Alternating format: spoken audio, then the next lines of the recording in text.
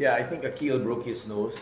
Couldn't, we had him checked. So it was kind of funny that there was no call made, diba? But I think that kind of motivated yung mga boys namin. It kind of kept us sharp. We get that first quarter lead.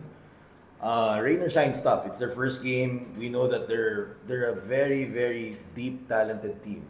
I mean, if you look at their roster, they've been improving through the draft. They've made some strides with the semis and they're tough. Really proud of the guys, most especially Norbert Torres. Obviously, we traded for him to Rain or shine. Norbert had a really big game.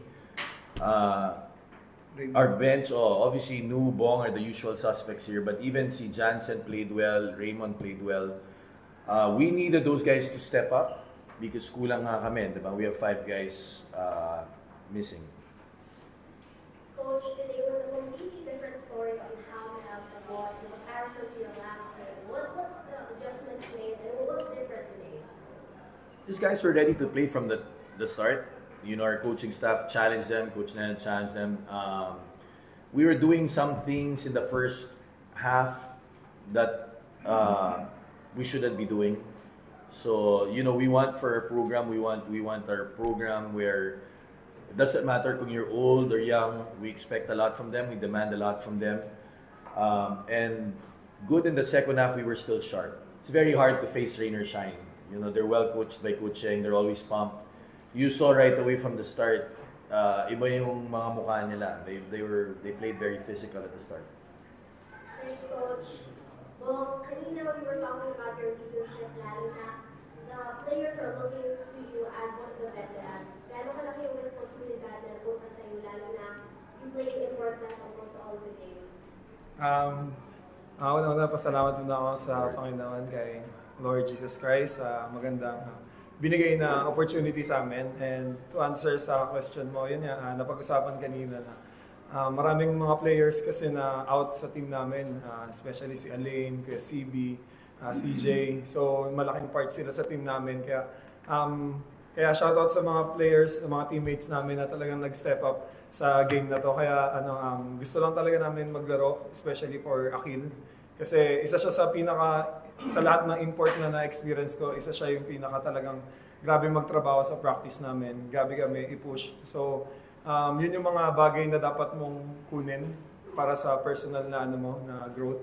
So ako, gaya ng sabi lagi nila Coach Nenad, Coach Luigi sa amin na ako, pwede na maging veterano, maging leader sa team namin. Kahit sino naman sa amin. Open kami, communication namin. So, kailangan lang namin gawin yung mga role namin and we support each other. So, yun yung pinaka maganda sa team namin. Talagang kung may opportunity, gagrab namin yung opportunity. Which is pinakita ng team, yung mga teammates namin na nag-step up talaga sila.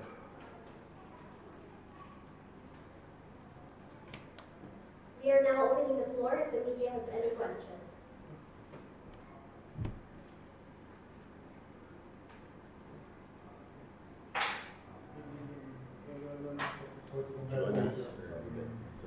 Getting the share the lead for our commissioners, but No, man. what's although maaga pa naman but in case na hindi pwede si Akil, but parang madali sa inyong at nakapalit sila to imports sa ESL, si Hansen, si DJ.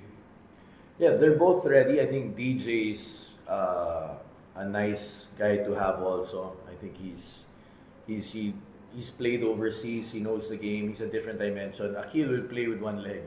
Tingin ko dyan kahit may mask yan, lalaro yan. So, this guy beside me had played through a mask. It's not gonna be easy, diba? But we just have to be also thankful and grateful for this win kasi at least we're 2-0. Right now we have to find a way the next few games how will be, right? But it's hard playing with the mask. Tama ka dun. We have those guys ready.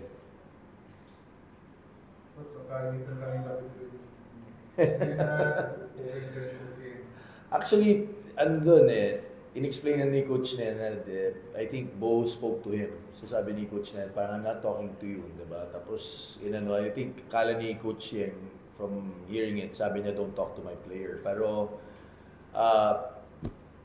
Si Bo ang nauna dun eh. So, kiskisan lang. I think Coach Nena just wanted to tell him na hindi siya, tapos umalis na siya. Mabait naman si Coach Nena, hindi naman siya, you can see naman he's not the type to do that, to talk to players, to talk to ano. It's not in him. So, but again, ito yung kailangan ng PBA. Minsan you want guys like this na ayaw magpatalo. Ayaw magpatalo ng rain or shine, ayaw magpatalo ng Meralco. It's good for the league.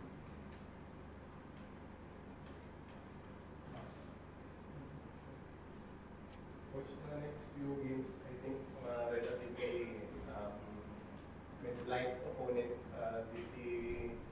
how do you see those matches in the coming days? Yeah, each team we respect. I think the thing there with Terra Firma, parang wala pa silang import eh. So we have to see, right? We have 3 more games here before the 25th. I think we play Terra, then we have our EASL pa, and then I think we play Converge. May Converge pa kami. So those are teams that we, you know, the schedule kind of changes. We're not facing some of the deeper teams, but Converge is playing well too. I mean, we have the highest respect for Terra. The main thing for us right now is just to check on Aquilo also, right? And kung titignan namin, can he play with that? And I think if it's si Bong dati may ganun, di ba? May mask, pero mahirap, di madali. Kung you've been playing hurt kasi lalo na first game parang nakapasa buhod. Yung time na yun talagang natamaan ako. Nakalimutan ko lang sino yung tumama sa akin. Thrice, 3 beses kasi ako natamaan sa tuhod. So, yun, feeling ko din until now, naka-apekto din talaga kaya hindi rin ako makakilos. Pero, yun nga, salamat sa Panginoon na kahit ganun man yung situation. Kulang kami sa tao. So, ako yung mindset ko talaga, gusto kong makatulong sa team. So, hanggat kaya makapaglaro, hindi naman siya ganun ka-seryoso. Talagang, yun nga, gusto kong matulungan yung team namin para manalo kami. Kasi ito yung magdidikta ng conference namin, yung mga first game namin, hanggang mga susunod na laro namin. So, ang goal namin is makapasok sa playoffs, tapos bahala na kung anong mangyari doon. I can't say how proud I am of him. I'm a big fan kasi nakita ko rin yung maturity niya. If you look at Bong, his durability, nakikita ko.